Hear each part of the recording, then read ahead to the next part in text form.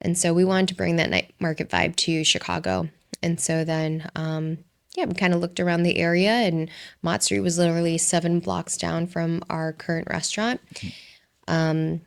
So we kind of swooped into that location and built out our Asian American concept from there. Nice, nice. So is it it's probably not the right word, but is it like a mashup type of menu? Yeah, I would say so. For example, like we'll have a mentaiko kimchi udon, and the flavors are like, somebody says, "Oh, this reminds me of like my Nona's carbonara," but it's not carbonara. That's Italian, right? But it hit a very like comfort chord with people, and even though we personally didn't grow up eating that specific combination. But we grew up eating udon noodles and mentaiko, which is a salted cod roe, and kimchi. And so those flavors and the amalgamation of it just kind of like made sense, like when it all came together. And so, we may be Korean by heritage. And my other business partner, Nate, he is Chinese Hawaiian, actually. Chinese Hawaiian. Yeah. Wow. So his ethnic heritage is Chinese, but he grew up in Hawaii. And so that just informs his palate. But we were also American kids. We grew up with like slices of American cheese and bologna, and so Bologna. we just have. I made bologna. I don't know. When's the last time I ate bologna? Oh, that's crazy. That was last time you had bologna. I don't even know if they sell. I'm pretty sure they still probably sell it, but I mean, wow. I remember being like in fourth grade and taking the Oscar Mayer bologna and then taking the slices and microwaving it, and it It curled curls up, up. and then we'd put some like rice in the middle. I mean, that's what a Korean American kid does, right? You just kind of experiment. Yeah. Yeah, the original Korean taco right there. No, I'm just kidding. But yeah, so the Mott Street is informed just kind of by our upbringing, and that's why we say Asian American. If a Chinese person goes in there, a Korean person, a Japanese person, they're not going to be like, "Oh, this is a Japanese restaurant. This is Chinese." Like it is truly Asian American because the pantry is quite varied. And my brother's background is in a French cooking technique. Did he Wow. grow up with Eastern cooking techniques with our parents and our Korean grandma cooking for us all the time? Sure, but he also was classically trained culinary wise in the French technique. And also like our travels, whether growing up, whatever the case is, it all informs. And so in the end, food is something that I think has always been adapted and borrowed and layered upon. So, yeah. That's nice. I can't believe that my wife grew up in Wicker Park, and me and my wife has been together. We've been married going on 13 years. We've been together 21 years since we were 16 years old, and Wow. we haven't been over here to this restaurant. How long has my street been? It's been open for 12 years, 12 since years. 2013. Driven past there so many times. If she said the address, I was like, "That's right there." I'm like, we ain't never been there. Gotta Like, go. but we gotta go. We should do a live episode there. I know. Hey, I'm down. I'm down for it. Actually, side note, my wife does like places that are like small.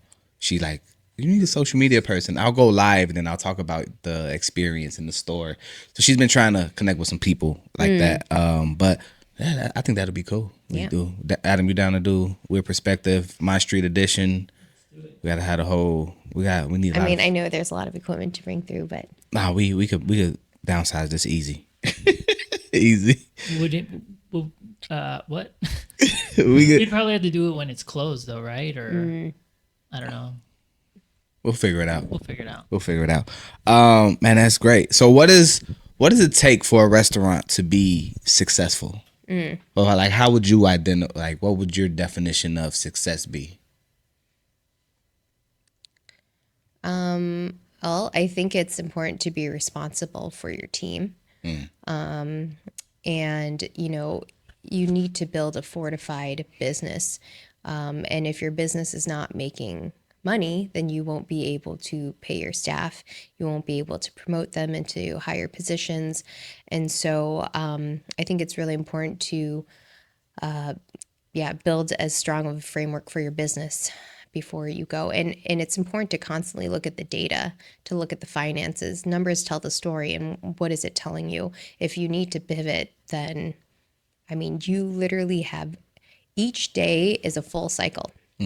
Like you can test batch any new change that you want within a day. I mean, obviously, if you have more data, like a week or a month's worth of data or more, it's just going to inform you more if you have time for that. But if you're able to, and what I mean by that is every single day that you open, you have a full days of service, and you have customers that come in, that dine, instant feedback loop.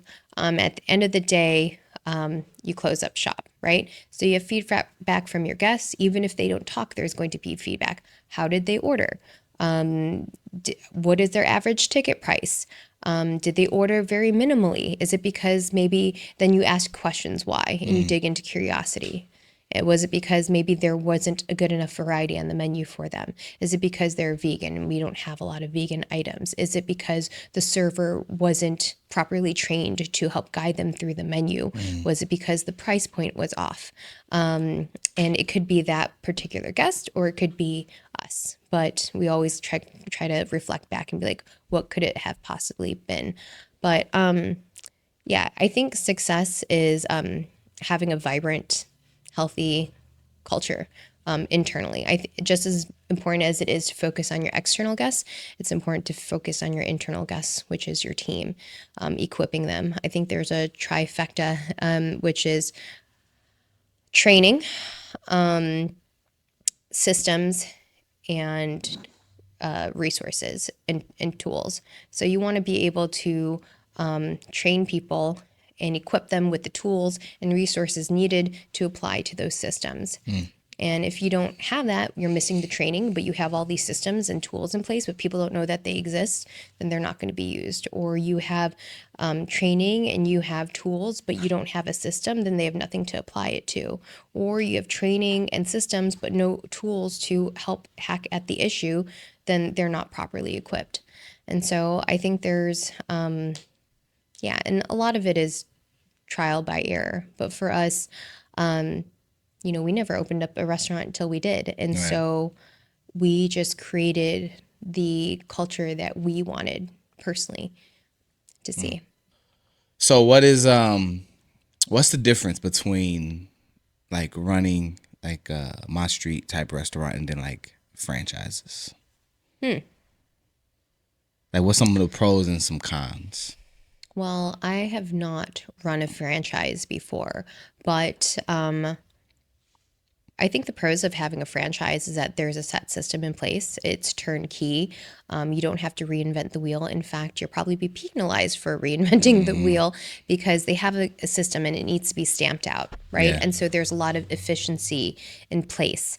And maybe some drawbacks is if you have some ideas, you might not have as much leash to be creative. But again, you're purchasing it for a system to run and be optimized like this tight ship because there's been examples of how it can succeed, right? Whereas Mott Street, we are ever evolving, ever growing. Where we were in year one is very different from year 3, from year 4, year 7.